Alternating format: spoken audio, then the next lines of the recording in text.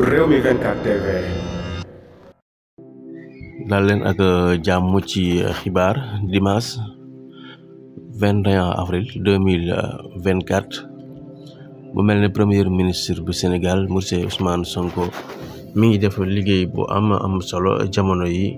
ci askanu Sénégal waaye it yi les ministres yi nga xam ne ba ñu commencé yàggul ñoom it ña ngay visé yu am solo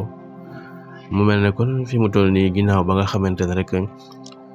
daal dinañu nag commencé nangu alal yi nga xamee ne rek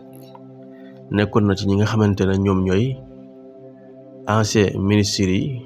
rawatina nag ci nguuru gu Macky Sall mu mel ne loolee narul yomb benn yoon ndax bu ñu xoolee am na dogal boo xam ne rek daal dina génn le premier ministre Ousmane Sonko nag moom fii ñuy wax ak yéen ni daal dinañ nag demande ancien ministre yi nga xamante ne rek nekkoon nañ ci nguuru gu Macky Sall seen voiture de fonction yooyu nga xam ne yore woon nañ ko ñu daal di koy mën a joxe avant le 24 avril bii moom loolu la sàkku moom mi di jëwriñ ju njëkk ma ngay xamle ne avant le 24 avril bii daal bépp ministre ancien ministre boo xam ne joxe woon nañ la voiture fonction nanga ko daal di indi nu mu gën a gaawee mu doon loo xam ne kon ñu bari rek ña ngay kontaan di wax ne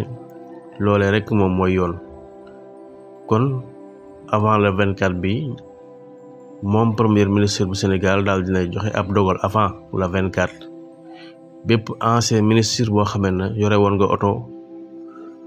fonction nanga ko daal di indi loolee ku ne xam na ne lu baax la ci Sénégal ndax kat ku ne xam na ne nguur gi fi nekkoon dañuy luubaal ci alalu réew mi mu ne su ko naatable too ko takku rek weesu na ko ay milliards ginnaaw rek ba ñu waxee ne képp koo xamante ne jëloon nga alalu réew mi dinañ ko nanguwaat waaye képp koo xamee ne jël nañ sa tur daal ciy def alalu réew mi moo xam ko jël daal di ko cay def boo ko yoolee dinañu la protéger waaye mu mel ne kon fi mu toll ni daal askan bi yëpp ñoo nga jublu ci loolu di wax ne alal ji nga xamante ne ñi fi nekkoon yore nañ ko loole rek mun naa soqale Sénégal ndax kat ku ne xam ne ñoom ñooñu muy député muy maire muy ministre kenn ku ci nekk ju bat ñoom ñi ay milliards lañu ñi ay millions te alal joo xam ne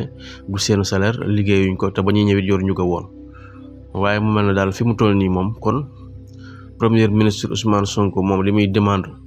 mooy balaay la 24 avril bii ñu nekk képp koo xamante ne ministre nga woon yoroon auto fonction na nga ko daal di indi mi ngoog